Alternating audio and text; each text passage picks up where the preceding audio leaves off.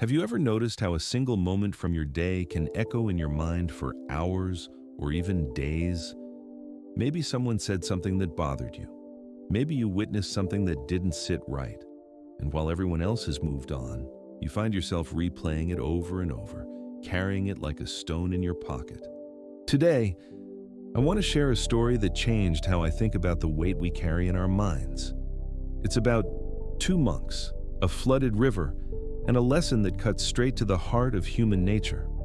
In the mist-covered forests of ancient India, where bamboo groves whispered secrets and monsoon rains painted the earth in shades of emerald, two monks journeyed together on a sacred pilgrimage. The elder monk moved with the grace of someone who had made peace with the world. His younger companion walked with rigid discipline, his back straight, his mind sharp with the rules of their order. Speak only when necessary. Avoid all contact with women. Remain untethered from worldly emotions. The monsoon had been merciless that season. Rivers swelled beyond their banks, and the path ahead had transformed into a maze of mud and rushing water. When they reached the river crossing, they found her, a young woman, stranded and trembling. The current churned with dangerous force. Her eyes pleaded silently. "Please," she said, her voice barely audible over the roar of water. "I cannot cross alone. The river will take me." The younger monk stiffened. Every fiber of his training screamed at him.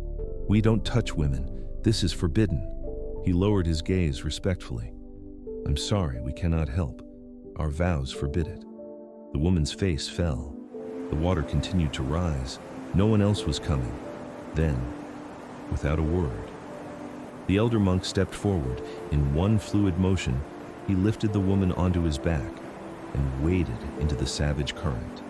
The younger monk watched in stunned silence as his master carried her safely across, set her down gently on the far bank, and bowed as she thanked him.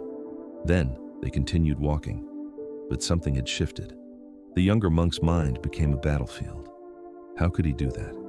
We have sacred rules. He touched a woman. This is a violation.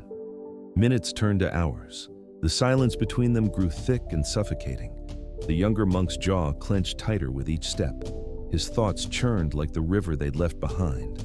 Finally, unable to contain the storm within him, he exploded. "Master, how could you? We are monks. We took sacred vows. You touched that woman. You carried her. You shattered our discipline. How can you walk as if nothing happened?" The elder monk stopped. He turned slowly, his eyes reflecting the filtered sunlight through the canopy above. When he spoke, his voice was gentle, almost amused. "My dear friend, I put that woman down 5 minutes after I picked her up." He paused, letting the words settle. "But you've been carrying her in your mind ever since." The younger monk's breath caught in his throat. The elder continued, his tone now deeper, more penetrating. "The weight crushing you right now, it's not from her body. It's from your thoughts. I released my burden the moment I set her down, but you've been clinging to yours, tightening your grip with every step." The forest seemed to hold its breath. Even the distant birds fell silent. Younger monk stood frozen as the truth crashed over him like a wave. The real burden was never the woman at all. It was his refusal to let the moment pass, his attachment to being right, his imprisonment in the past. Slowly, something inside him loosened, like a fist finally unclenching after hours of tension. They resumed their journey. But the younger monk walked differently now, lighter, freer, as if he'd set down an invisible weight he'd been carrying his entire life. Here's what strikes me most about this story. The elder monk broke a rule, yes, but he broke it for compassion, acted without hesitation, and then moved on completely. No guilt, no second guessing, no mental replay. The younger monk followed the rule perfectly, but he suffered more than anyone. Sometimes the heaviest chains aren't the ones others place on us. They're the ones we forge in our own minds. We cannot control everything that happens to us, but we can control what we carry forward. Every day, we're given a choice. Will we pick up the moment and hold on to it, analyzing it, judging it, replaying it, or will we experience it, learn from it, and gently set it down? The woman was carried for 5 minutes. The thought was carried for 5 hours. One was an act of kindness, the other was self-inflicted suffering.